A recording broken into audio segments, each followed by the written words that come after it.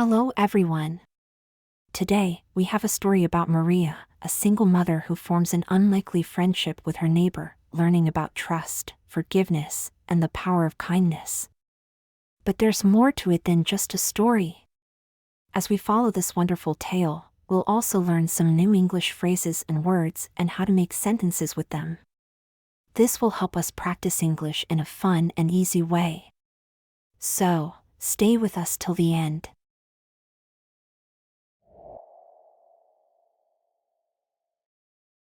My name is Maria, and I am a 30-year-old single mother. I live in a small apartment with my son, Leo, who is 8 years old. Life isn't always easy, but Leo is my joy. We spend our days laughing, doing homework, and cooking simple meals together. Our neighborhood is quiet, and most of the people here keep to themselves. One of them is Daniel, my neighbor who lives 2 doors down. Daniel is a man in his late 40s. He is quiet and reserved. I often see him walking to the elevator or carrying groceries, but we've never talked much. He always gives a polite nod and a small smile but never says much. Still, there was something about him that made me curious.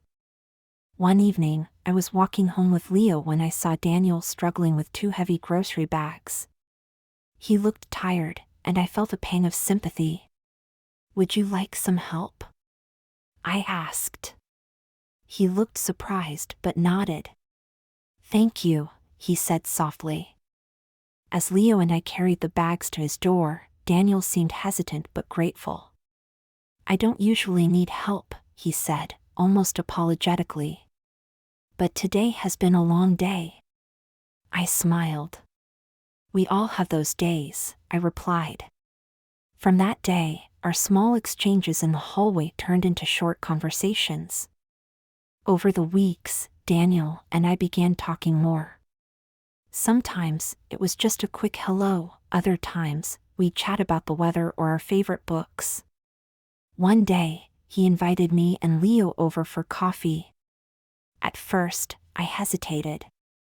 It wasn't common for neighbors to spend much time together. But something about Daniel's invitation felt genuine, so I accepted. His apartment was simple but tidy. Leo played quietly in the corner with a toy car Daniel had given him while we sat at the kitchen table. Over coffee, Daniel began to open up. He told me about his past, something I hadn't expected.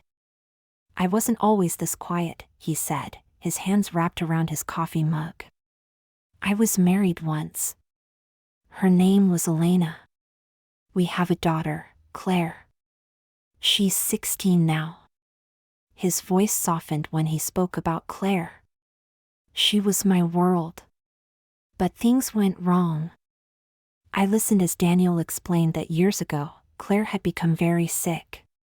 The medical bills were overwhelming, and he felt desperate. "I made a terrible mistake," he admitted. "I took money from my workplace to pay for her treatment.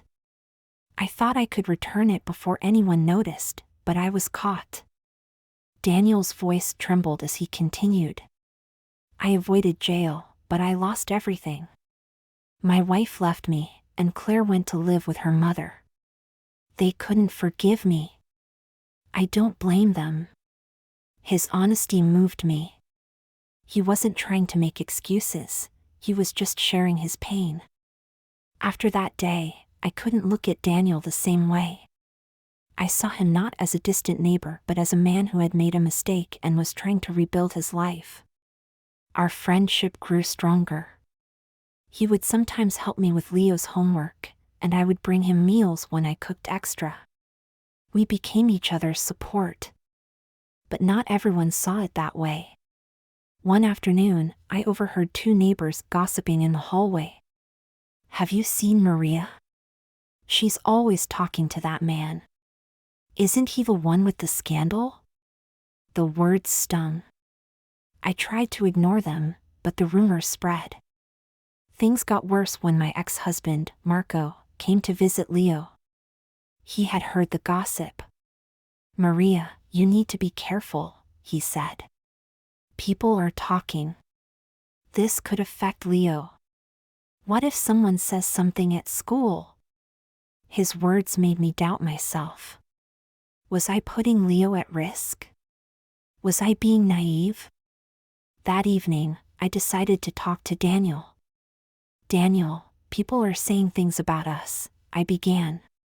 Marco thinks I should stop talking to you. He says it could hurt Leo.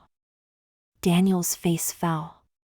Maria, I would never want to cause trouble for you or Leo, he said.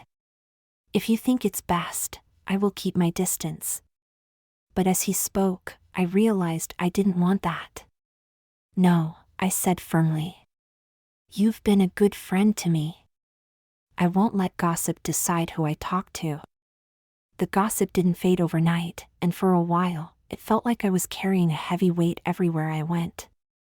Some neighbors gave me questioning looks, while others outright whispered as I passed.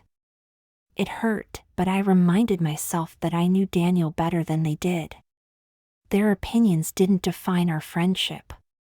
Still, there were moments of doubt, especially when Leo mentioned overhearing classmates talk about the rumors their parents had shared. I decided to confide in Daniel. As I shared my worries, he listened with a heavy heart. When I finished, I took a deep breath and said, Daniel, have you thought about reaching out to Claire? Maybe it's time to try and make things right with her. He looked at me, startled.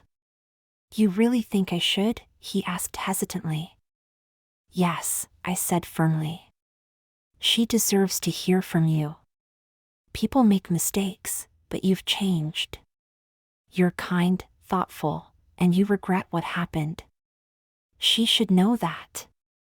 My words seemed to spark something in him. I encouraged him to write to Claire and share his feelings. It wasn't easy for him. I saw the hesitation in his eyes as he drafted each letter. What if she doesn't want to hear from me? He asked.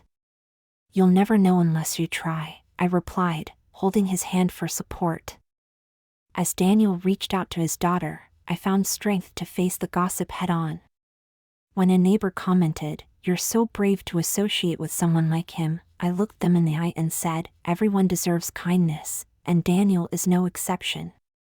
Slowly, my confidence began to shift the narrative. People stopped whispering, and some even started greeting Daniel politely in the hallway. Over time, the gossip faded, and life returned to normal. Daniel and I continued our friendship, and I felt proud of my decision. He became someone I could trust, someone who reminded me that everyone deserves kindness and understanding. As for Leo, he adored Daniel, who taught him how to build model airplanes and always listened to his stories. One day, Daniel received a message from Claire. She wanted to meet him. The joy on his face was something I will never forget. "Maria, thank you," he said. "You've given me hope." Seeing him reconnect with his daughter reminded me that even broken things can be mended with love and patience. As the months passed, our bond deepened.